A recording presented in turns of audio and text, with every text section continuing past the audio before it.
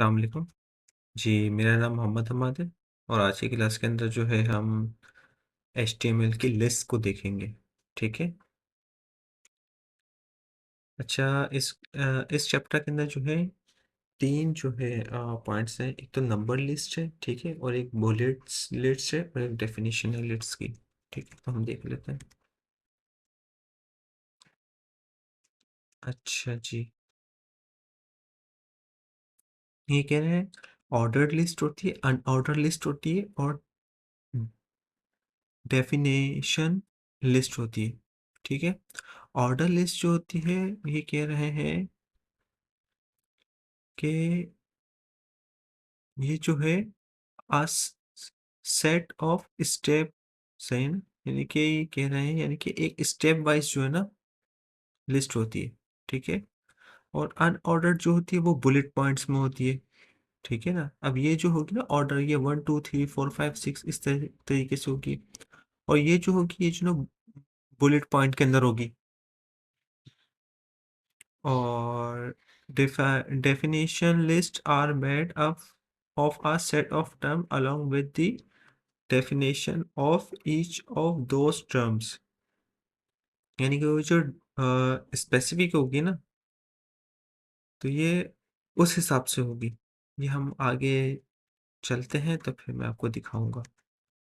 अच्छा, order list, ठीक है ना? ऑर्डर लिस्ट को जो ना हम ओ एल के टैग से जो ना ओपन करते हैं, ठीक है ना? और ओ एल के टैग से जो ना क्लोज करते हैं। ठीक है? ऑर्डर लिस्ट जब भी हम क्रिएट करेंगे वो ओ एल के टैग से जो है ना हम ओपन करेंगे और ओ एल के जो है ना टैग से हम क्लोज करेंगे।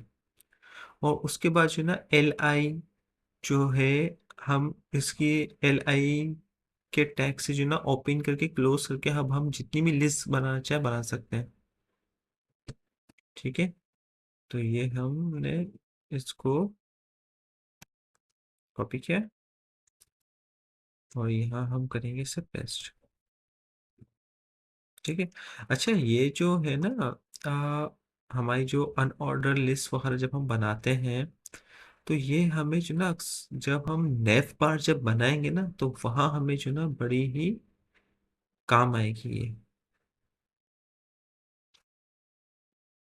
ठीक है ना?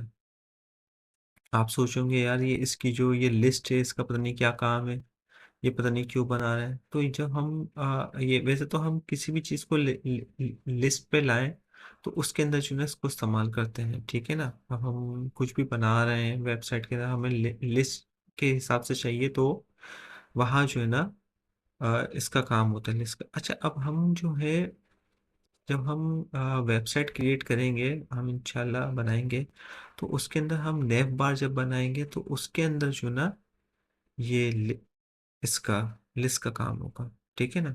और उसका सिंपली क्या है कि ऑर्डर लिस्ट का जो टैग है वो ओ एल से ओपन हो रहा है, ओ एल से क्लोज हो रहा है। और उसके बाद फिर हमें जितनी लिस्ट जो है वो बनानी है बनाए, और उसके अंदर जो कुछ हम लिखना चाहें वो लिख सकते हैं। ठीक है? ये हो गई हमारी ऑर्डर लिस्ट।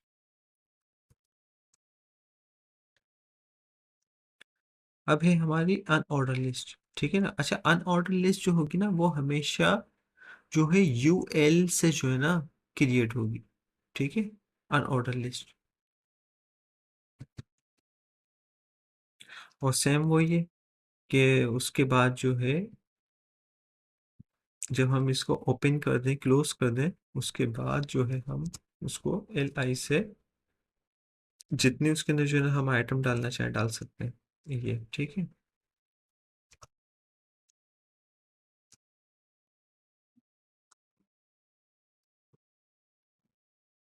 तो हम आ गए यहाँ। अब मैं इसको रिफ्रेश कर देता हूँ, तो हमारी जो वो अनऑर्डर लिस्ट है ना वो भी आ गई इसके अंदर। ठीक है?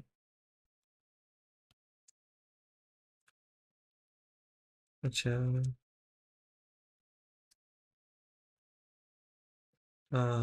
ठीक है ना? अच्छा, इसको रहने देता हूँ, इसको रहने देता हूँ, इसको रहने देता हूँ। ठीक है?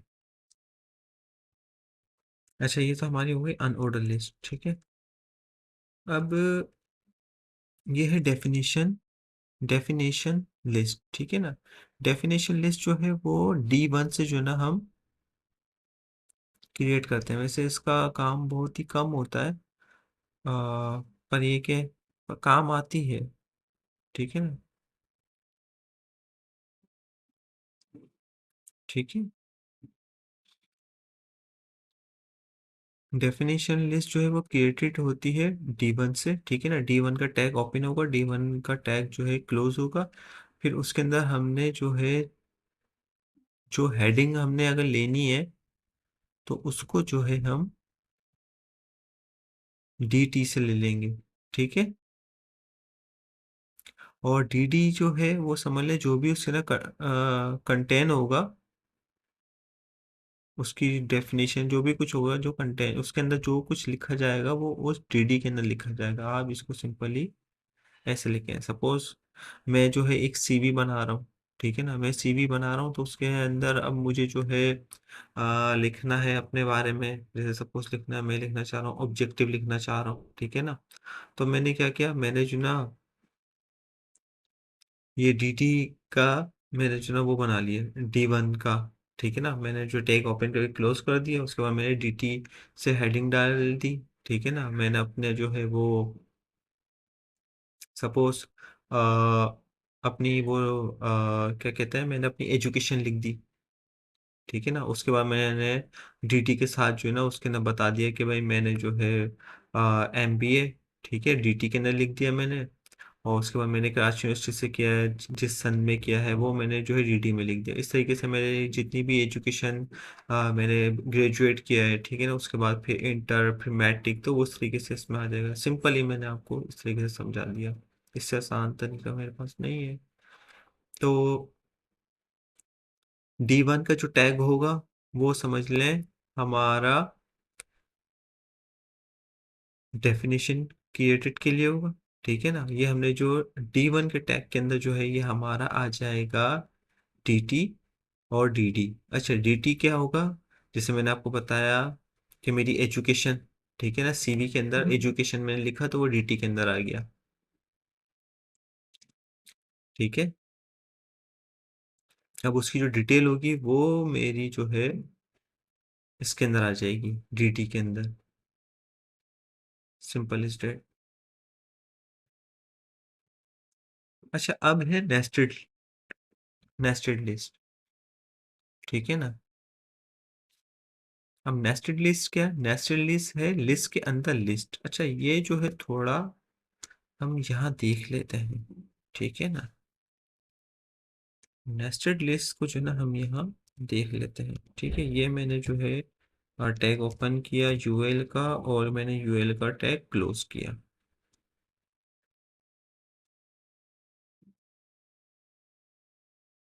ठीक है जी। अच्छा, ये एक मिनट, मुझे ये करना पड़ेगा, मैं इसको इस पूरे को जो है ना मैं हटा देता हूँ। लेकिन मैं काम करता हूँ, मैं ये वाला जो है ना UL ये हटा देता हूँ बस। अब ये मेरा एरर नहीं आया, ठीक है।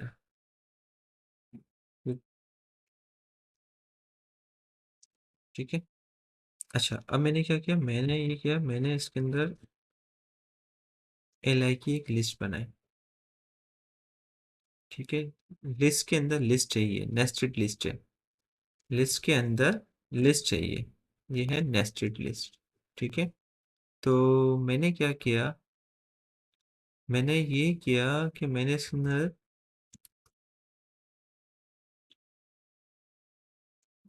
माउस लिख दिया, ठीक है। LI के अंदर मैंने लिखा माउस, ठीक हो।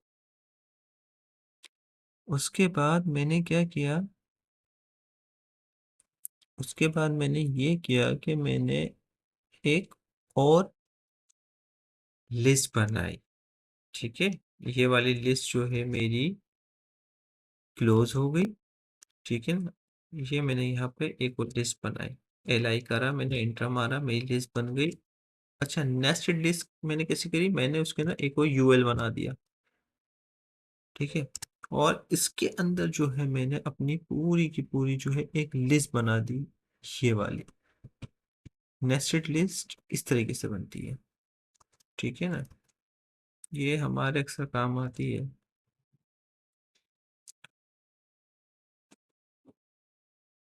अच्छा, बस आपने हमेशा एक चीज का ख्याल रखना है, जब भी आप लिस्ट बनाएंगे ना तो उसके अंदर आप जो है ये जो डिव है ना, तो ये आपने इसका बड़ा ख्याल करना है। अक्सर जो ना हम इसके अंदर कंफ्यूज हो जाते हैं, और हमेशा जो है ये प्रॉब्लम करती है कि सपोज मैंने इसको खोला, अब क्लोज करने के बाद क्या जो ना, मैं हो सकता है अब जैसे मैं इसको यहाँ से हटा दूं, और मैंने अगर इसको यहाँ कर दिया क्लोज, तो ये जो ना एक प्रॉब्लम हो जाती है।